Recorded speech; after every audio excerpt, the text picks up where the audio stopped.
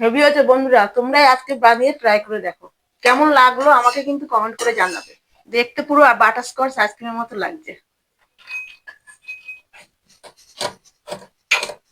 তো বন্ধুরা, আজ বানাবো এমন একটা স্ন্যাক্স আইটেম যেটা সবসময় কিন্তু মন ভালো করে দেয়। খুব সহজ ভাবে ঘরের সাধারণ উপকরণ দিয়ে এটা একদমই বানানো হয়ে যায়। বন্ধুরা, এটা কিন্তু সন্ধ্যেবেলা চায়ের সাথে বা কফির সাথে বা দুপুরবেলা গরম ডাল ভাতের সাথে খেতে কিন্তু খুবই ভালো লাগে। তো আজ বানাবো ক্রিস্পি আলুর পকোড়া। তাহলে চলো শুরু করি। এই যে আমি এখানে দুটো আলু কেটে সিদ্ধ করে নিয়েছি। আলুটাকে ভালো করে আমি ঘষে ঘষে নিচ্ছি।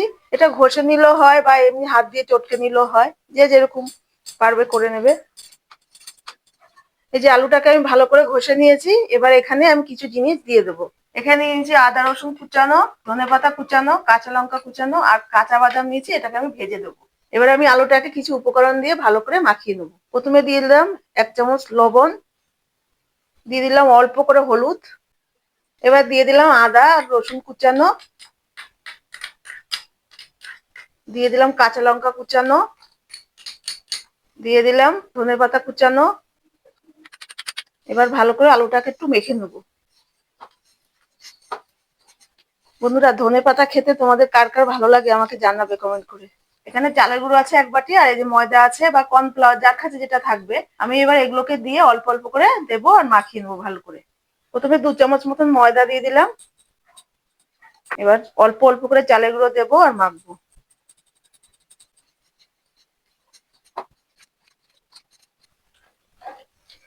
চালের গুঁড়োটা দিয়ে এইভাবে অল্প অল্প করে দিয়ে দিয়ে মেখে মেখে তারপরে মাখাটা হয়ে যাবে। তারপরে আমি অল্প করে জল দেবো, নরম করে ব্যাটার তৈরি করে নেবো। এটাকে ভালো করে মাখা হয়ে গেছে চালের গুঁড়ো দিয়ে। এবার আমি এর মধ্যে একটুখানি বেকিং সোডা দেবো আর অল্প করে জল দিয়ে একটু নরম করব। এই যে দিয়ে দিলাম অল্প একটু বেকিং সোডা।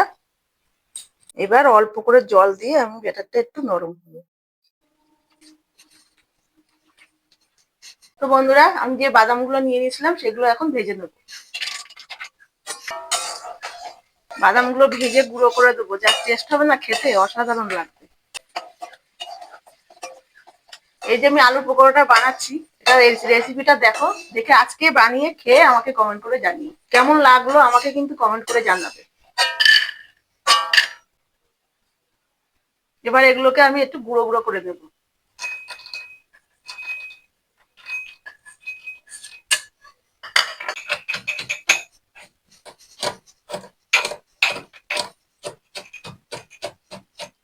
বাদামের গুঁড়োগুলো দিয়ে দিলাম। দেখো বন্ধুরা, কি দারুণ লাগছে দেখতে।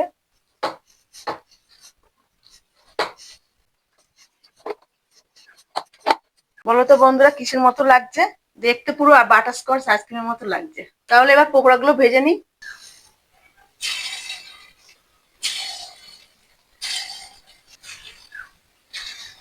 এই দেখো বন্ধুরা, পকোড়াগুলো ভাজা হয়ে গেছে, এবার নামিয়ে নেবো। এই দেখো বন্ধুরা, ক্রিস্পি আলুর পকোড়া রেডি। তোমাদেরকে একটা ভেঙে দেখাই। দেখো উপরটা কতটা ক্রিস্পি আর ভিতরটা দেখো কতটা নরম, সফট।